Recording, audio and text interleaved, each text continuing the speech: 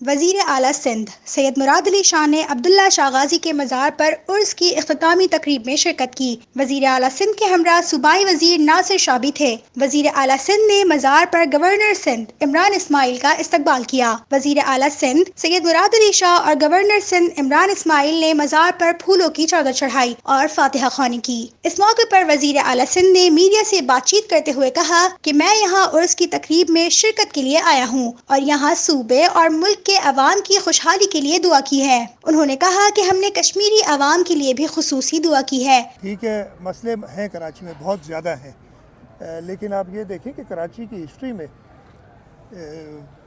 कहते हैं कि 67 में शायद इतनी बारिश हुई थी, 200 मिलीमीटर बारिश एक स्पेल में होना और सारी मेन शाहराहें साफ़ हो जाना घंटों में, ये भी पहले नहीं हुआ, ये इस दफ़े हुआ है और उसमें सब ने हमारा साथ दिया है, सब ने मिलकर काम किए जिसकी वजह से ये पॉसिबल हुआ है। प्रॉब्लम्स अभी तक हैं, जैसे अब कल मीटिंग में भी हमने डिस्कस किया था, तकरीबन 85-90% कराची साफ़ हुआ पानी से। कचरे की बात अलग है, वो जो हुई है, जहाँ पे लो लाइंग एरियाज़ में अभी भी जो पानी आ गया है उसकी वजह एक ये हुई है कि जो इतनी बारिश हुई थी उस बारिश के पानी को निकालने के लिए वो मैनहोल कवर्स वगैरह निकाल दिए गए थे, उसमें डेबरी भी चली गई साथ में और वो उस वक्त ज़रूरी था, उसके बगैर चारा नहीं था। उसकी वजह से सीवरेज लाइंस कहीं कहीं चोक हुई और प्रॉब्लम हुआ है। तो ये इश्यूज़ हैं जो रिजॉल्व हो रहे हैं। वज़ीर आला सिंध ने कहा कि 200 मिलीमीटर बारिश का एक साथ होना एक बहुत बड़ा मसला बन गया था। उन्होंने कहा कि जब बारिश के पानी को निकालने के लिए मेन होज के ढक्कन खोले गए तो इसमें भी मलबा मौजूद था। 2013-14 तक जो हमारे पास लैंडफिल साइट्स है, उन लैंडफिल साइट्स में जो कचरा अल्टीमेटली तो वहीं जाना है ना, अगर मैंने एक जगह से उठा के दूसरी जगह डाल दिया तो वो फ़ायदेमंद नहीं है। अल्टीमेटली कचरा लैंडफिल साइट्स पे जाना है। लैंडफिल साइट्स में जो हमें बताया गया, इसकी मिनिस्टर साहब मौजूद हैं लोकल गवर्नमेंट के, वो कंफर्म करेंगे, 3,500-4 हज़ार टन जाया करता था।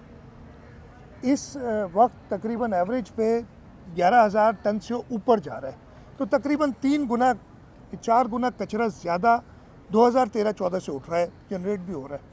प्रॉब्लम कहाँ हो गया है?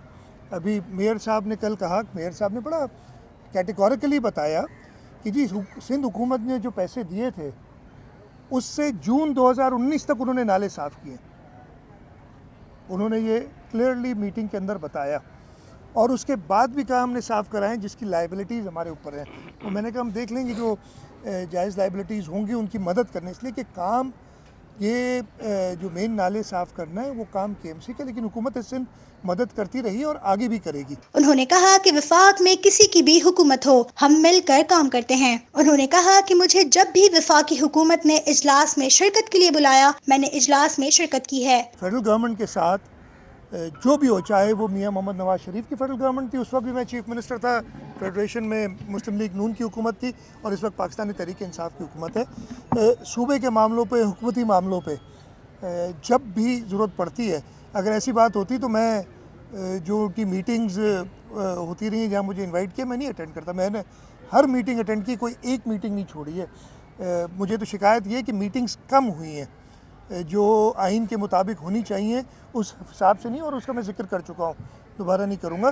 तो ऐसी कोई बात नहीं है जहाँ तक हुकूमत। हाँ, बाकी पॉलिटिकली इमरान इस्माइल साहब मैं बैठे हैं, हुज्जत कर रहा हूँ, उनसे साथ खड़े, वो तो गवर्नर हैं, वो इम्पार्शल हैं, लेकिन फेडरल गवर्नमेंट के साथ पॉलिटिकली जो बात होगी वो हम बिल्कुल करते हैं अपनी।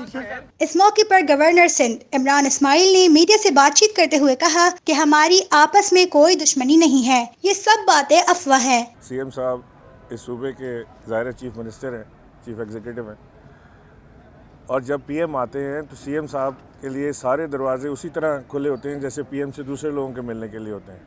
अगर PM साहब जब भी वज़ीर आज़म साहब से मिलना चाहें, ये इनका प्रोग्रेटिव है, वो आए मिलें वज़ीर आज़म से, वज़ीर आज़म साहब जब भी मिलना चाहें वो उन्हें बुला लेंगे, वो भी एक मुमकिन है। मैं आपको सिर्फ एक ये चीज़ बावर कराना चाहता हूँ कि एक जो ये कहना चाहिए अफवाह जो चल रही है ना कि बड़ी कोई दुश्मनी ऐसी है कि एक दूसरे की शक्ल नहीं देख सकते, ऐसा कोई दोनों जमातों में, वफाक में और सूबे में, ऐसी कोई चीज़ नहीं।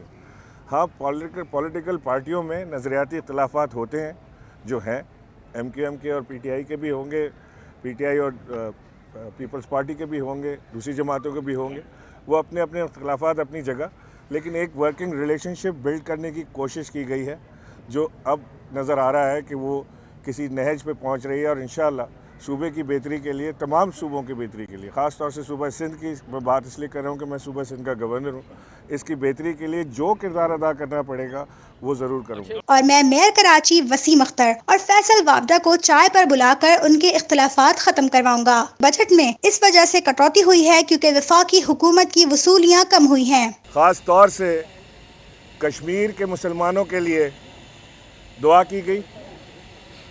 कश्मीर पे जो मजालिम हो रहे हैं, 20 रोज़ से कर्फ्यू है, वहाँ इल्म नहीं के अंदर क्या हुआ हाल है, यहाँ इल्म नहीं कि जिन लोगों को उठाकर ले गए, जिनका ऑफिशियल फिगर 4000 है, अनऑफिशियल न जाने कितना है, उन लोगों के साथ क्या हुआ, जिनके घर पे खाना नहीं है, पानी नहीं है, दवाई नहीं है, उनके साथ क्या हो रहा है। ये इंसानी हिस्ट्री की एक बहुत बड़ी जुल्म की दास्तान हिंदुस्तान रकम कर रहा है। और पाकिस्तान, हुकूमत पाकिस्तान की तमाम सियासी जमातें, तमाम सोच और फ़िक्र रखने वाले तबकात, पाकिस्तान के तमाम इदारे, पाकिस्तान की फ़ौज पूरे भरपूर तरीके से अपने कश्मीरी भाइयों के दिफा के लिए तैयार हैं।